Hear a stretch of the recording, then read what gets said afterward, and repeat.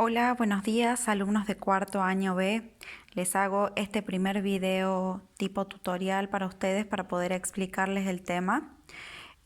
Nosotros ya estudiamos lo que teníamos que estudiar durante el primer trimestre sobre lo que vendría a ser historia mundial o historia internacional. Ya vimos cómo se independizaron de las potencias que los tenían colonizados los diferentes países, las diferentes naciones, etcétera. Vimos lo que ocurrió en la situación de posguerra de la Segunda Guerra Mundial, vimos lo que ocurrió en el contexto de Guerra Fría y ahora pasamos de nuevo a lo que más nos compete, que es la historia argentina. El año pasado ustedes vieron, ¿en qué año quedaron de historia argentina? Quedaron en este año, en el año 1930. Por lo tanto, vamos a retomar en esta explicación hasta el año 1880. ¿Por qué? Porque el tema que comenzamos a ver hoy, desde el año 1930, es la restauración conservadora. ¿Por qué se llama la restauración conservadora? Nosotros estudiamos a la República Conservadora o el conservadurismo en los años 1880 hasta el año 1916. Ustedes recuerdan que uno de los personajes emblemáticos de esta época fue Julio Argentino Roca. Bueno, luego, algo importante que se dio durante el conservadurismo, recuerden que ellos se mantenían en el poder a través del fraude electoral, que tenían un partido que era el PAN, que siempre se manejaban las mismas personas en el poder, el clientelismo, meter a las familias en la política, amigos, siempre las mismas personas. Por eso se llama conservadurismo, ¿ok?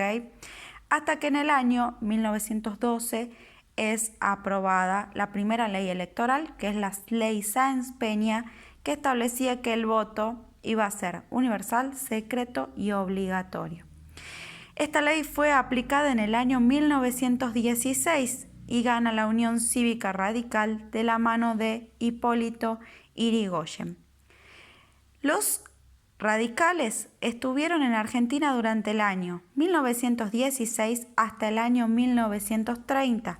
Tienen que acordarse de eso porque eso lo estudiamos el año pasado y fueron los últimos temas que estudiamos. Entonces, como presidentes radicales tenemos a Yrigoyen, a Alvear y a Yrigoyen, ¿sí? ¿Por qué? Porque la Unión Cívica Radical sufre un quiebre, sufre una fractura o una división entre personalistas, los que estaban a favor de la persona de Yrigoyen, y antipersonalistas, con Alvear, los que estaban en contra de la persona de Yrigoyen. Entonces, Yrigoyen lo desplaza a Alvear porque no se podía ser reelecto en ese momento y vuelve Yrigoyen. Pero acá ocurre lo que a nosotros nos interesa en este momento. En el año 1930, Yrigoyen recibe un golpe de Estado y comienza nuevamente la restauración conservadora. Este golpe de Estado es realizado por los militares, encabezado por Uriburu. Se da el fin de la democracia, el fin del orden constitucional, de los gobiernos constitucionales, y hay algo que tenemos que tener en cuenta, que es el contexto internacional. Fíjense la fecha, 1930-1945.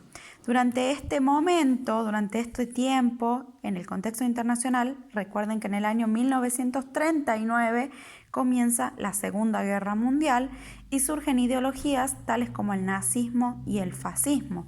Por lo tanto, una de las ideas que van a tener los militares de esta época van a ser las ideas fascistas. Es por eso que le hacen el golpe a Yrigoyen, ¿ok? Entonces, continuamos diciendo que se da el fin de la democracia, el fin de los gobiernos constitucionales. A esta época, que dura desde 1930 a 1945, se le llama la década infame. Y quien se hace cargo del poder es este señor que se llama Uriburu, que es apellido Uriburu, mejor dicho, Evaristo Uriburu. Una de las primeras medidas que él toma es intervenir las provincias. Obviamente los militares se hacen cargo de todo el país. Disuelve el Congreso porque él asume los poderes ejecutivo, legislativo y judicial y convoca elecciones. ¿Pero qué ocurre en las elecciones? Para sorpresa de este caballero, gana la Unión Cívica Radical. Por lo tanto, él no las acata y convoca nuevamente a otras elecciones en donde prohíbe a la Unión Cívica Radical presentarse, y es así como se instala nuevamente o se restaura el conservadurismo en la Argentina. Bueno, esto es lo que yo quería explicarles a ustedes. En las próximas clases vamos a profundizar qué es lo que ocurrió de 1930 a 1945, que se da esta década que se llama la década infame. Muchas gracias, alumnos. Para cualquier duda o consulta estoy a su disposición en la plataforma a través de la mensajería interna. Les dejo el video y también las actividades. Hasta luego, hasta la próxima clase.